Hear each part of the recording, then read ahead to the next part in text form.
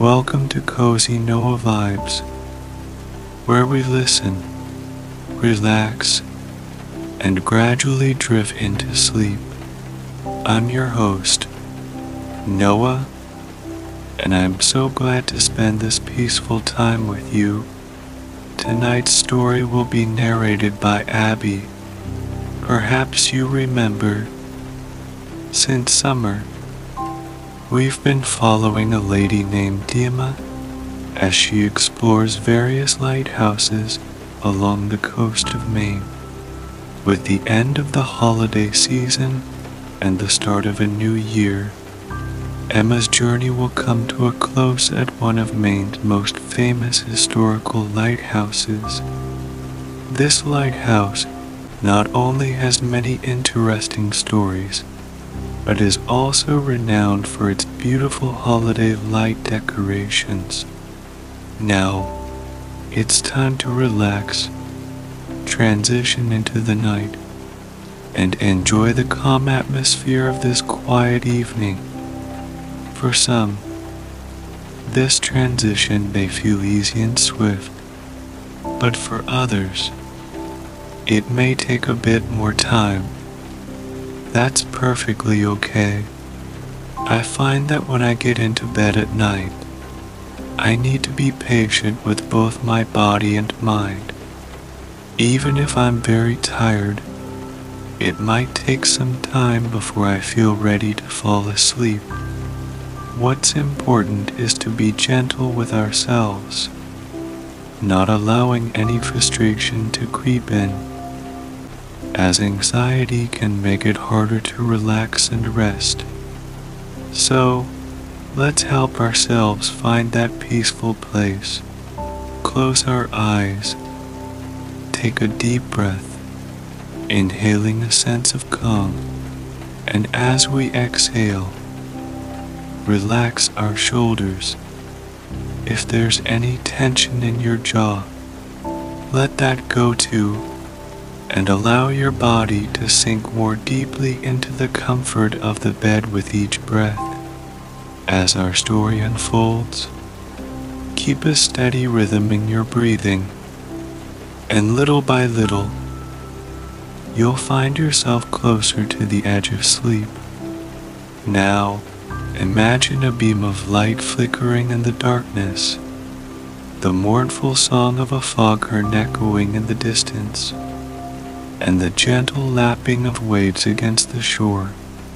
As the hustle and bustle of the day fades away and night falls over the snow-covered coastline, our story begins here.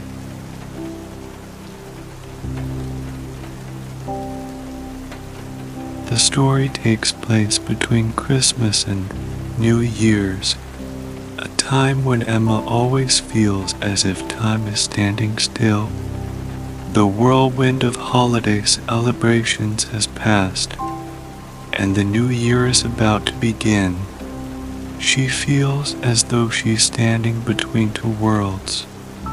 On one hand, she's reluctant to let go of the December festivities and gatherings, and on the other, she's eager to look forward and return to some form of routine. This in-between feeling is fitting for Emma at this moment, as she's returning from a holiday with friends in northern Maine. She spent the year traveling up and down the coast, researching lighthouses for her book. Since she's passing to the southern town of York, Maine, she decides to treat herself to a night in a luxurious seaside hotel nearby, close to the famous and beautiful Cape Nettic Lighthouse. As the southernmost lighthouse in Maine, this is her last stop before heading home. Usually, Emma stays in more modest accommodations, but this stylish hotel perched on a cliff offered a very attractive rate after Christmas, making it feel like both a luxury and an opportunity she couldn't miss. After several hours of coastal driving, she finally arrives at the hotel's spacious parking lot and stops the car. Through the car window, she sees the sleek outline of the building and, beyond it, a glorious sunset playing out over the sea. The winter whites and grays of the day make the colors in the sky more vivid, as layers of pinks and oranges, like a brilliant sherbet, gradually disappear into the salty water. She takes a deep breath, preparing for the cold, and then pushes open the car door. Retrieving her suitcase from the trunk, the crisp December air stings her eyes and nose as she quickly walks toward the hotel entrance, feeling a sense of relief when the glass doors slide open silently, releasing a wave of warmth. She has arrived. The reception area alone feels worth the price, with soft sofas and armchairs surrounding a fireplace on one side, while directly ahead, a massive picture window showcases the spectacular ocean view in the sunset, whose colors are now fading fast. Emma has to tear her eyes away from the view as she approaches the front desk, where a welcoming receptionist is patiently waiting for her. The receptionist seems to have recognized her reaction to the view and offers a knowing smile, as if this reaction is a common one. The receptionist, who appears to be around 60 years old, is dressed in a white shirt and navy pants, warmly welcoming Emma to the hotel and informing her that her name is Helen and that she's available to assist with any local information or hotel services. Emma takes her key card and heads to the elevator. Her room faces the sea. Swiping the card to open the door, Emma finds herself stepping into a luxurious haven with a breathtaking view outside the window.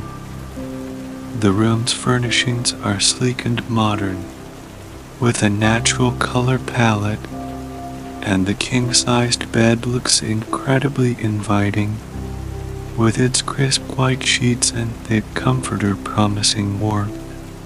Emma places her suitcase aside, walks over to the window, and pulls back the curtain just in time to catch the last of the sunset fading. She hopes to see the moonlight illuminating the churning sea below. She can hardly believe her luck in getting such a room for the entire night. In fact, seeing how cozy the room is, she realizes that she doesn't want to go out again tonight. In a moment of self-indulgence, she picks up the room service menu, deciding to order in, while she reviews her notes on the history of the Cape Nettic Lighthouse, as she plans to visit it tomorrow. She plans to visit the lighthouse in the late afternoon, so she can see its famous holiday lights after dark.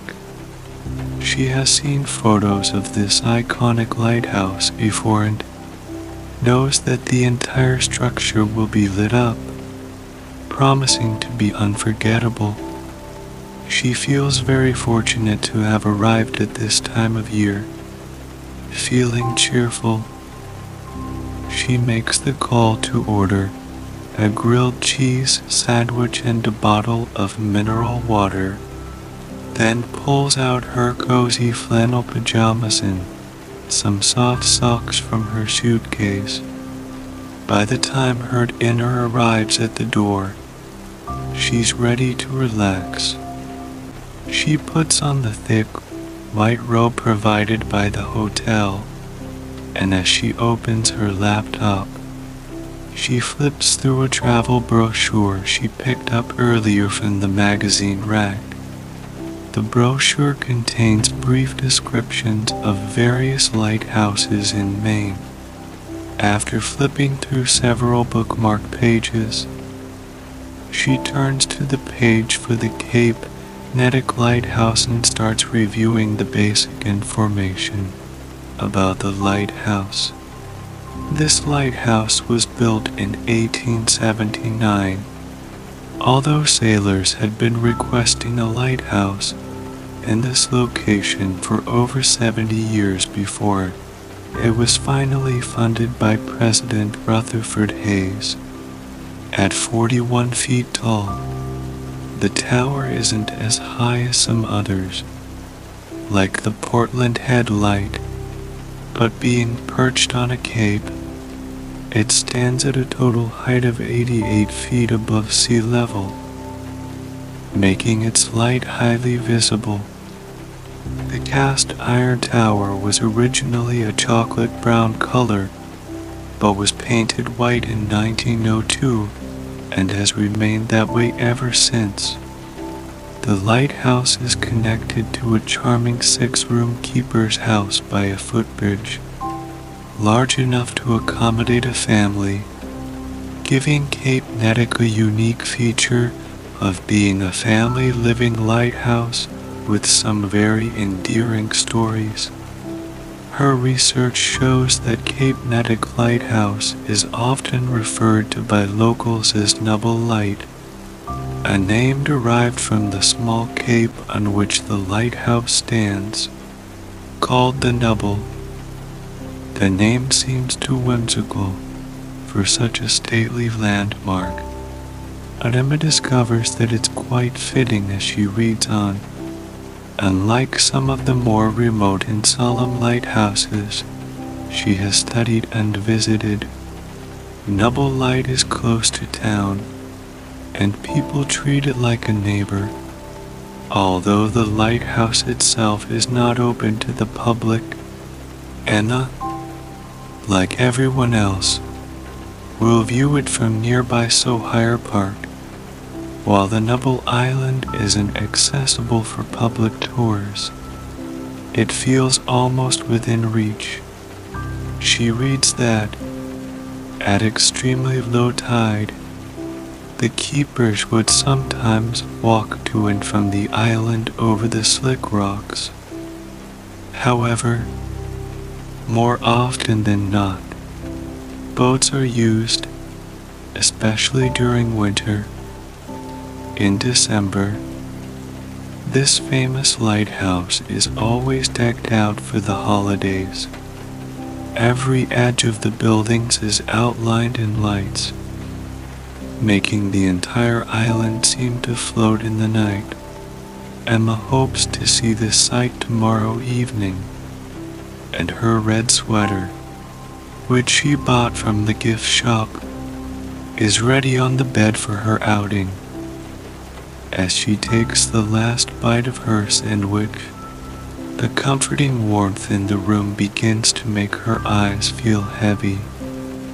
She places everything on the tray, wheels the cart out to the hallway, and closes the door. Climbing into bed, she turns on the bedside lamp and decides to look through a good book for the night before her adventure tomorrow. This is where our story ends for tonight. If you're still awake, I hope this story has brought you peace and relaxation, helping you come closer to sleep. Whether you're already asleep or still drifting off, may your night be calm and filled with sweet dreams. From Cozy Noah Vibes, good night, and see you next time.